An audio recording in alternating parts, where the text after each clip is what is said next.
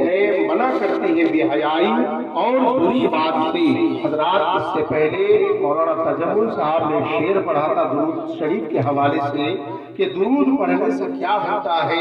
درود شریف پڑھنے سے کیا ملتا ہے۔ تو عزیزان ملت اسلامیہ ذرا غور کیجئے گا،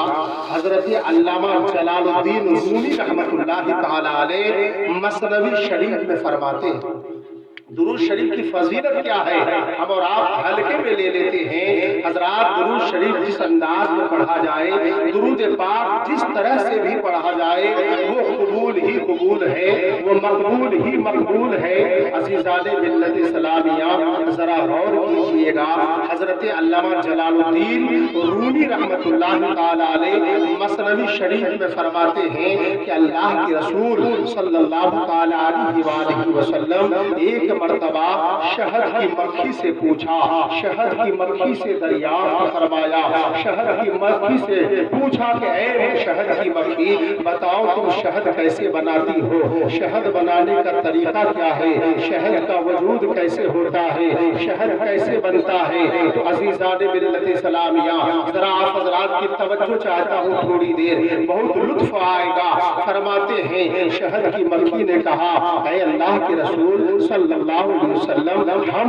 مختلف باغوں میں جاتے ہیں اور باغوں میں جانے کے بعد مختلف پھولوں میں جو ہے بیٹھتے ہیں اور وہاں سے پھولوں کے رس کو چوس کر جو ہے اپنے چھتے میں واپس ہونے لگتے ہیں۔ اپنے چھتے میں جب آتے ہیں تو اس رس کو جو ہے ہم چھتے میں اگل دیتے ہیں، وہی رس شہد بن جاتا، وہی رس شہد بن جاتا ہے۔ عزیزان ملت اسلامیہ اللہ کے حبیب ہم بیماروں کے طبیب مصطفیٰ جان رحمت نوبہار شفاعت قاسم کنز نعمت ختم دور رسالت صلی اللہ تعالی علیہ وآلہ وسلم نے ارشاد فرمایا اے شہد کی مکھی پھولوں کا رس تو پھیکا ہوتا ہے، پھولوں کا رس تو کڑوا بھی ہوتا ہے، پھولوں کا رس تو پھیکا ہوتا ہے اور کسی پھول کا رس جو ہے کڑوا ہوتا ہے، لیکن شہد تو بہت لذیذ ہوتا ہے، شہد تو بہت میٹھا ہوتا ہے۔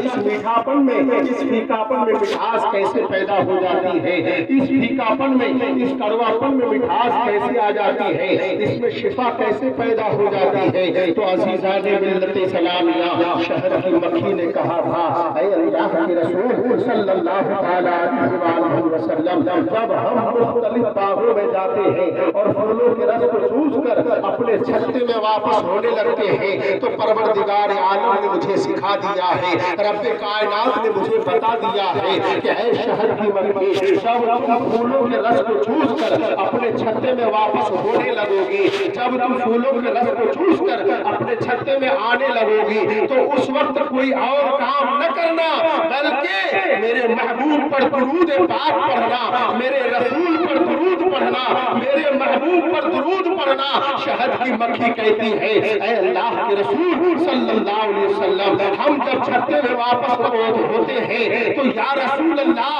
کوئی اور کام نہیں کرتے ہیں بلکہ آپ پر درود پاک پڑھتے ہیں اور اسی درود کی برکت سے پروردگار عالم جو ہے شہد میں مٹھاس بھی پیدا فرما دیتا ہے، شہد میں لذت بھی پیدا فرما دیتا ہے، شہد میں شفا بھی عطا فرما دیتا ہے۔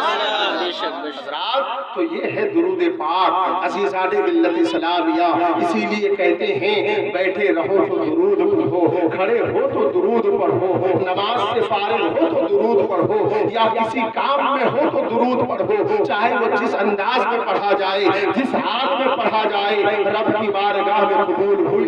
ہی قبول ہے، مقبول ہی مقبول ہے۔ عزیزان ملت اسلامیہ اب یہاں رک کر کے ایک بات عرض کر دینا چاہتا ہوں کہ ہم اور آپ تو نمازوں سے غافل ہیں، جو تمام عبادتوں میں سب سے افضل ترین عبادت ہے، جو تمام ریاضتوں میں سب سے افضل ترین ریاضت ہے، ہم اور آپ تو عبادت و ریاضت سے کافی دور نظر آ رہے ہیں۔ عزیزان ملت اسلامیہ ذرا غور کیجئے گا، جب ہم نماز 5 وقت ادا کریں گے اور ماہ رمضان کا روزہ رکھیں گے، اللہ تبارک و تعالی نے اگر مال و زر سے نوازا ہے تو ہم اس کی زکات بھی ادا کریں گے، صدقہ و خیرات بھی ادا کریں گے۔ اگر اللہ رب العزت نے مال و دولت سے نوازا ہے تو ایک مرتبہ जिंदगी में हज बैतुल्लाह अदा करेंगे, पड़ोसियों के हुकूक का ख्याल रखेंगे, रिश्तेदारों के साथ हुस्ने सुलूक से पेश आएंगे और तमाम इबादत और रियाजत करते रहेंगे, वालिदैन की खिदमत करेंगे, माँ बाप के साथ अदब और एहतराम से पेश आएंगे और नबी कौनैन सल्लल्लाहु अलैहि वसल्लम पर कसरत से दुरूद पाक पढ़ते रहेंगे। तो हजरात, मेरा ये विजदान कहता है कि हम दुनिया में भी कामयाब हो जाएंगे और मरने के बाद मैदान क़यामत में भी कामयाब होते हुए नजर आएंगे। अज़ीज़ान मिल्लत इस्लामिया, आला हजरत अज़ीमुल बरकत इमाम अहले सुन्नत, अच्छे रज़ा, प्यारे रज़ा, हम सब के रज़ा, इमाम अहमद रज़ा खान फाज़िल बरेलवी रज़ियल्लाहु ताला अन्हु इरशाद फरमाते हैं, वो सुबह लालाज़ार फिरते हैं, वो सुबह लालाज़ार फिरते हैं, तेरे दिन ऐ बहार फिरते हैं। मैं उस गली का गदा हूँ जिसमें, उस गली का गदा हूँ मैं जिसमें मांगते ताजदार फिरते हैं। हाय गाफिल वो क्या जगह है जहाँ, हाय गाफिल वो क्या जगह है जहाँ 5 जाते हैं और 4 फिरते हैं। कोई क्यों पूछे तेरी बात रज़ा, कोई क्यों पूछे तेरी बात रज़ा, तुझसे कुत्ते 1000 फिरते हैं।